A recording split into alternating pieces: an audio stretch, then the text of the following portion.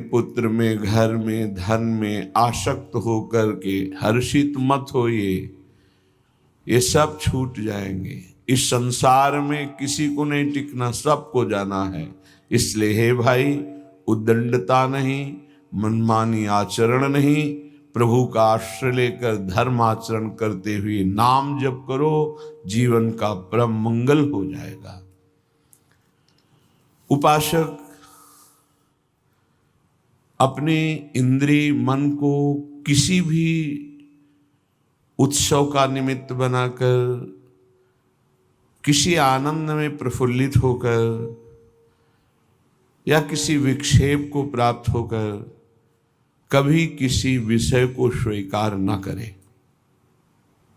बहुत ध्यान से सुनना, एक दिन की छूट तुम्हारे जीवन भर के लिए वो संस्कार रूप में फांसी बन जाएगी। ऐसी जगह आपको फंसा देगी, निकलना मुश्किल हो जाएगा।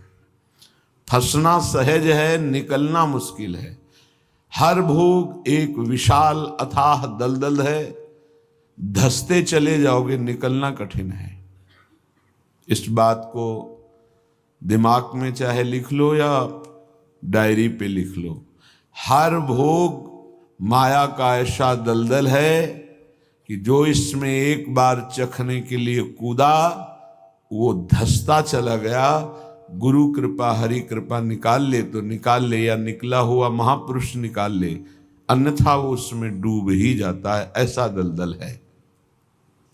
वह श्री जी का कृपा पात्र है, आज नहीं तो कल वो महापुरुष बन जाएगा।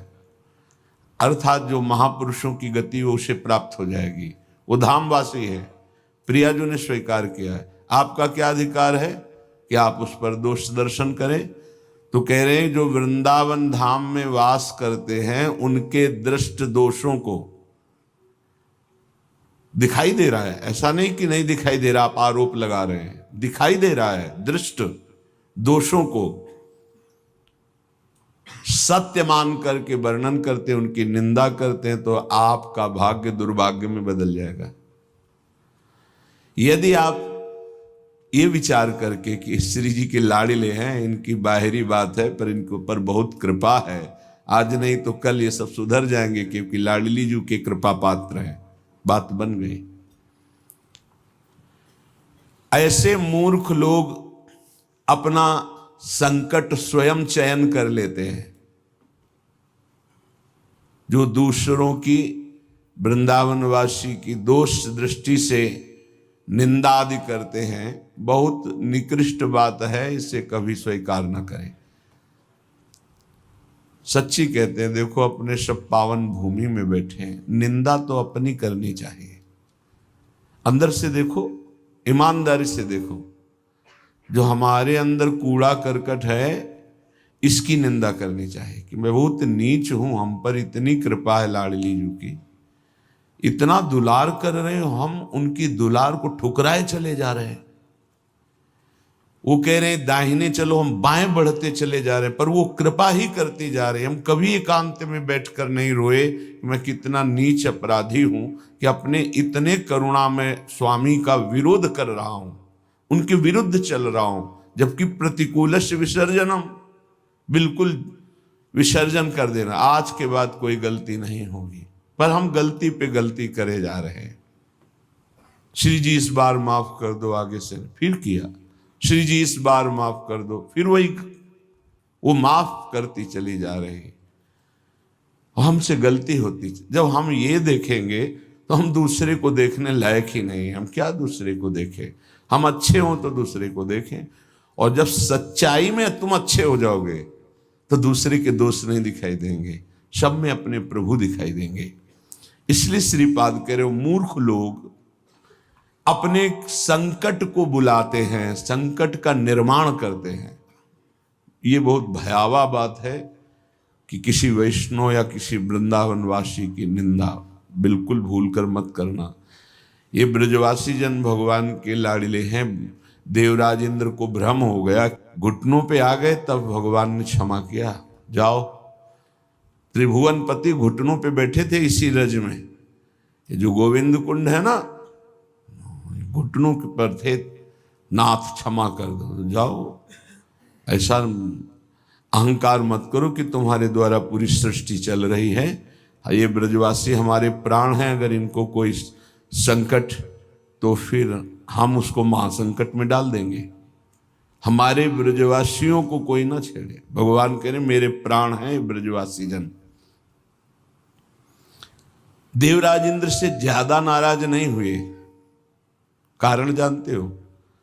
किया तो उपद्रव ब्रजवासियों को पीड़ा देने का, लेकिन सब ब्रजवासी एक साथ बैठ कर दिए ना, तो लालजू ने थोड़ा तो उन पर शासन किया, फिर कृपा कर दी।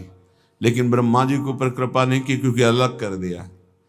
ये उपद्रव किए पर सबको इकट्ठा कर दिए, इसलिए ज्यादा इनको पढ़ के देख लेना। ज्यादा नहीं, बस इतना कहा तुम देवराज हो, सतोगुणी हो, अहंकार मत किया करो। लेकिन ब्रह्मा जी तो कांप के चले ही गए, भगवान मुस्कुराए नहीं। क्यों? ब्रजवासियों को अलग कर दिया। तुम ब्रह्मलोक में मायामयी सैया पे सुला दिया, हमारे प्राण प्यारे ब्रजवासियों का अपराध करते हो। तो आज तक ब्रह्मा जी का प्रवेश नहीं ब्रज में, बात समझ लो। वो मूर्ख हैं जो वृंदावन या ब्रजवासी जो वास कर रहे हैं उनके प्रति दोष दृष्टि करें। 12 वर्ष में तो सिद्ध हो जाता है, 21 वर्ष में क्यों नहीं परिवर्तन हुआ? जी गलती तो जब हमारी गलती, तो हम दूसरों को क्यों दोष दर्शन करने वाली वृत्ति से देख करके निंदा करें, उनका अपमान करें? हमारे अंदर खुद इतनी ये गलत है, तो तुम क्या कर रहे हो? तुम भी तो गलत हो जो दूसरों का दोष दर्शन कर रहे हो। परमार्थ कहता है किसी के भी ना दोष देखने ना गुण देखने, सब में भगवत भाव देखना।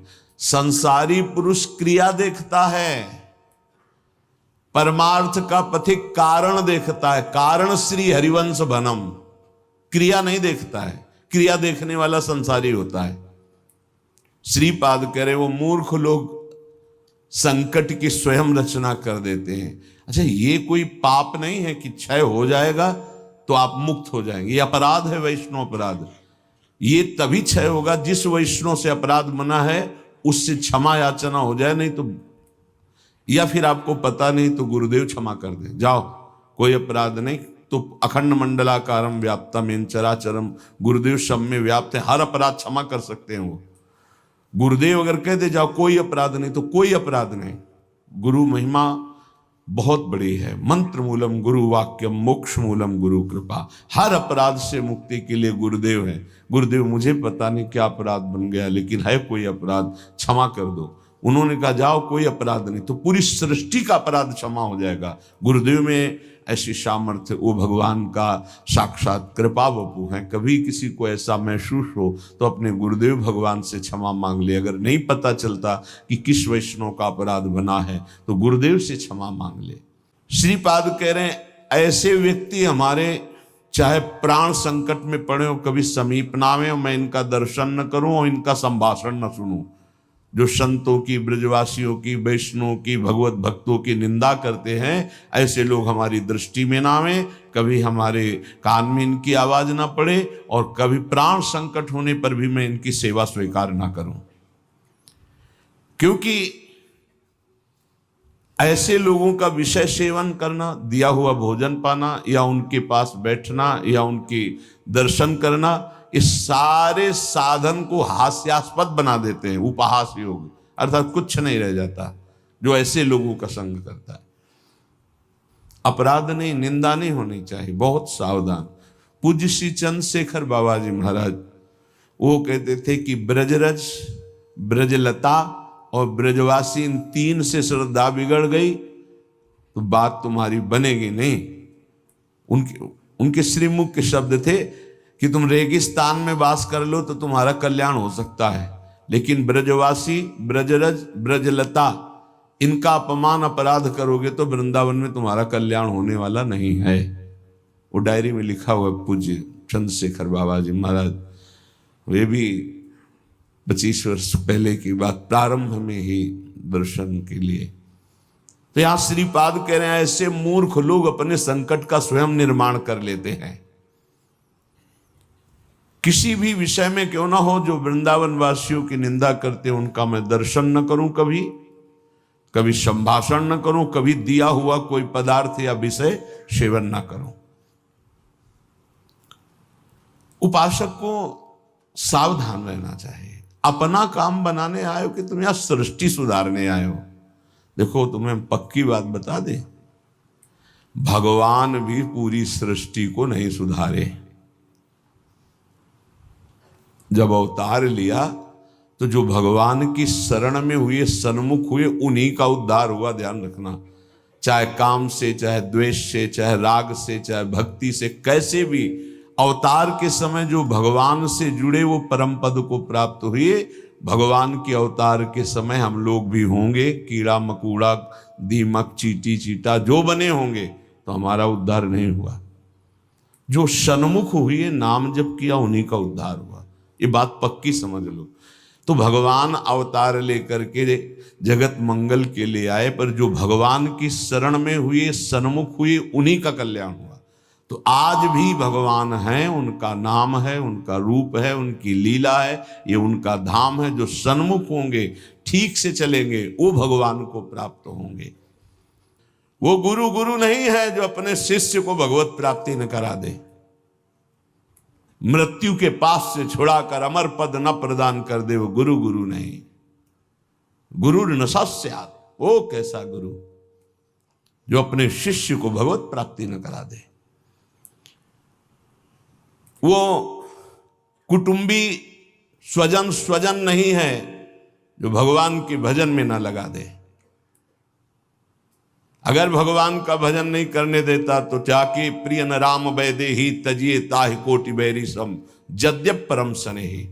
वही कुटुंबी है जो भगवान के भजन में लगा दे। जो भगवान के भजन में विघ्न पैदा कर दे, भगवान में ना लगने दे, वो हमारा कुटुंबी नहीं, वो हमारा स्वजन नहीं, वो हमारा करोड़ों वैरियों के समान है। पिता न सास्यात्, वो पिता नहीं है जो मुझे भगवान के मार्ग में ना बढ़ाए, बढ़ने से रोक दे। वो पिता नहीं। ये बड़ी उत्तम उपदेश वृत्ति भगवान से। वही पिता है जो अपने पुत्र को भगवत प्राप्ति करा दे। सास्यात् जननी, वही मां है जो भगवान के चरणारविंद में अपने पुत्र की वृत्ति बढ़ावे। लेकिन आजकल तो माता पिता बालक को वही सिखाते हैं जिससे उदर भर जाए।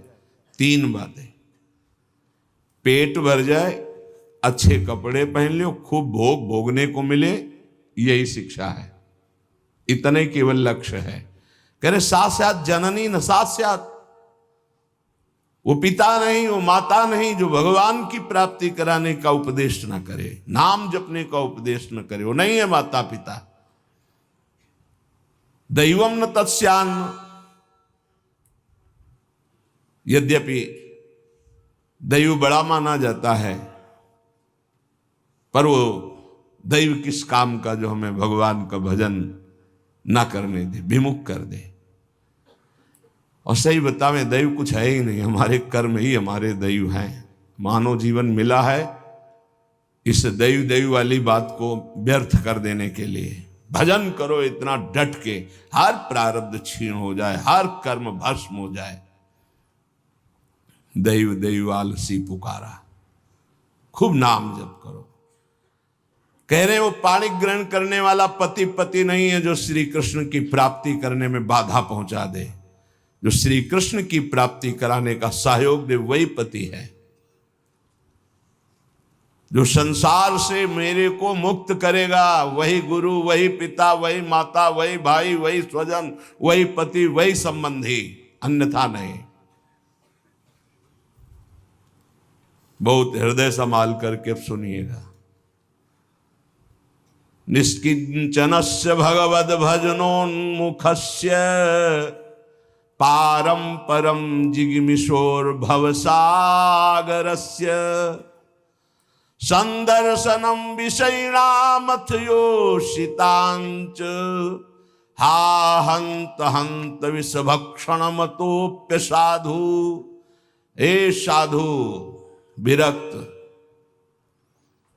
बहुत खेद और दुख की बात कि यदि संसार रूपी समुद्र से पार जाने के लिए तुमने विरक्त भेष ले लिया, वैराग्य भेष ले लिया और विषयी पुरुषों का संग करते हो और विषयी स्त्रियों का संग करते हो, तो इससे अच्छा है कि जहर खा के अपनी शरीर की वृत्ति पूरी कर देनी चाहिए। हा हंत हंत विष भक्षण तो पिशादो, दूसरा भाव कि इससे अच्छा तो जहर है कि बहुत से बहुत शरीर ही छूटेगा, लेकिन ये विषय तो अनेक जन्मों तक तुम्हें नरक पहुंचा देगा। सचमुच सचमुच भगवान की भक्ति निष्किंचन ज्ञाननिष्ठ वैराग्यनिष्ठ जो है वही पूर्ण रूप से कर पाते हैं। जब कोई भगवान के मार्ग में चलता है तो ये 3 खाइयां होती जहां उसको माया गिराती है। पहली खाई है कंचन, वित्त तृष्णा, रुपया पैसा का संग्रह करना। ये देखा है, समझ नहीं पाया जाता और धोखा हो जाता है। थोड़े थोड़े रुपये संचय करते हुए पधार गए, वो रुपये विषयी पुरुषों ने प्रयोग किए। बड़े बड़े चरित्र देखे हैं, स्वयं कभी खर्चा नहीं किया, संतों की सेवा में नहीं लगाया, समाज की सेवा में नहीं लगाया, बड़े बड़े बॉक्सों में बंद करके रख के और पधार कर चले गए। बाद में उनके परिवार के जनों ने अधिकार कर लिया। बहुत बड़ी गलती हुई। साधु को कभी भी अपने नाम पैसा नहीं रखना चाहिए, ये लिख लीजिए। गुरु के द्वारा सेवित हो या इष्ट के द्वारा सेवित हो, अन मांगे आगे आवे गो, स्वामी जी महाराज कह रहे, स्वामी हरिदास जी। बिल्कुल ऐसा न सोचे कि मैं इतने लाख जमा कर लूं तो पूरे जीवन आराम से खाऊंगा। तो प्रभु का भरोसा नहीं, लक्ष्मीपति का, कि जिस समय जरूरत होगी बिना दस्तखत के तुम्हारे पास आ जाएगा। जैसे बैंक में जाओ दस्तखत करो फिर पैसा मिलता है, यहाँ दस्तखत की भी जरूरत नहीं, ठीक समय पर वो वस्तु पहले से आ जाएगी, पक्का समझ लीजिए। फिर इसके बाद है कामिनी। जब वो कंचन पर विजय प्राप्त करके धन पर, अब इन बातों को थोड़ा नाटक रूप में ले लिया जाता है। एक परमहंस जी हमें मिले यमुना के किनारे, बड़े ही वीतराग ब्रह्मलीन महापुरुष। तो जिस आश्रम में हम थे वो यमुना के पावन पुलिन पर था। ये बात है बिंदौर, जब भ्रमण करते तब की बात। उस पार इछावर है, इस पार बिंदौर। तो जिस आश्रम में रुके थे सब, तो उनसे प्रार्थना की कि स्वामी जी आप रुक जाइए एक रात्रि, वो भी संभाषण दर्शन का सौभाग्य मिलेगा। बड़े ही महापुरुष, छांदोग्य उपनिषद पास, बस लंगोटी इतना अचला, एक छड़ी, क्या ब्रह्म मूर्ति तेजो में। स्वीकार कर लिया। तो तखत में गद्दा बिछाकर वैसे ऊपर वस्त्र, उनका नहीं नारायण, हम ऐसी जगह बैठते हैं जहां कोई उतार ना सके। बोरा बिछाइए, बोरा में।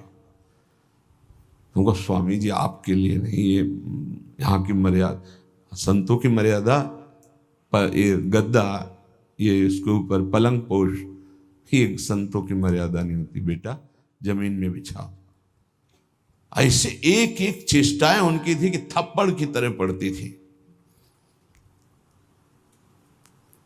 तो उनका महाराज, यहाँ के महंत कौन है, तुम हो? उनका नहीं महाराज जी, हम तो यहाँ विचरण करते हुए। अच्छा, यहाँ के महंत कौन? को बाहर गए हुए हैं। पर महाराज जी वो भी बहुत त्यागी, पैसा नहीं लेते, पैसा नहीं लेते। इतनी जोर बालवत हंसे कस के, बोले आश्रम उन्हीं का है? कहा जी पैसा नहीं लेते। नहीं तो ये कैसे चलता है? तुमका जब वो जाते हैं और कोई दक्षिणा देता है तो ऐसे अचला में बंधवा, फिर तो जो हंसे के आपसे अचला में बंधवा लेते, पैसा लेते नहीं। क्या यार, उन का क्या नारायण, तुम भी विनोद करते हो, ये है क्या? तुमका सही महाराज जी। बोले जब यहाँ आते हैं तब तो उनका जो सेवा में रहते हैं वो खोल लेते हो, फिर ऐसे कान, बेटा इसे त्याग नहीं कहते, इसे त्याग। उसी दिन उनके साथ कई 60 किलोमीटर एक सांस में चलते थे। हमारी तो हालत खराब हो गई, पीछे भागते हुए। हमको स्वामी जी 3 दिन के आगे चौथे दिन नहीं चल पाए। ब्रह्माकार वृत्ति लिए कमंडल 60 किलोमीटर तक चल, न खाना न पीना न कुछ। कोई बोल दे स्वामी जी कुछ पालो तो पाले, नहीं बोले तो एकदम पुष्ट। क्या उनका स्वरूप उन्होंने बता, जो 3 दिन साथ रहे, तो वैराग्य क्या क्या स्वरूप है, स्वरूप का क्या बोध है, कैसी अद्भुत उनकी ज्ञान निष्ठा। कैसा महापुरुषों का अगर एक क्षण भी संग मिल जाए तो जीवन का रंग बदल जाता है। 1 रुपया पास रहे और कभी भी किसी नगर में भिक्षावृत्ति नहीं करना, आकाश वृत्ति से जहां चल रहे हैं वही औकात। भारत की समस्त नदियों की 2-2 बार परिक्रमा हो गई। ऐसे महापुरुष। तो कंचन और कामिनी, कामिनी का तात्पर्य हर इंद्रिय संयोग से है और विशेषतर जनेंद्रिय के संयोग से है। जब साधक क्रॉस करना चाहता है माया को, कंचन को क्रॉस कर गया, तो फिर कामिनी का आकर्षण जिस कोटि का महात्मा होता है, साधक होता है, जिस कोटि का, अगर वो मृत्यु लोक की किसी कामिनी से परास्त हो सकता है तो उसे भेज दिया जाएगा, नहीं तो फिर स्वर्गलोक, और नहीं तो फिर ब्रह्मलोक। और जब यहाँ से लेकर ब्रह्मलोक तक के भोग उसे परास्त नहीं कर पाते, तब रिद्धियां सिद्धियां, इसके बाद भगवत प्राप्ति। एक परीक्षा का क्रम है।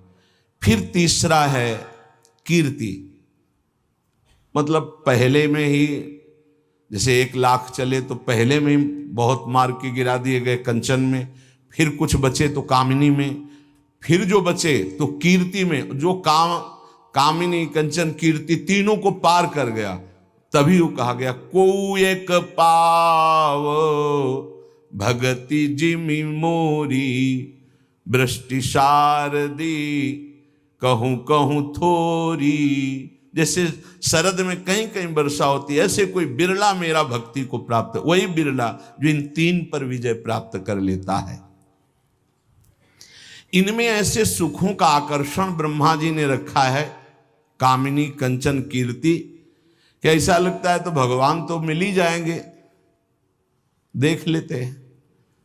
कंचन तजना सहज है, सहज तिया का नेह, मान बड़ाई ईर्ष्या दुर्लभ तजनाए। आगे जो मान बड़ाई बहुत बड़ी मंजिल अच्छे अच्छे साधकों को गिरा देती है।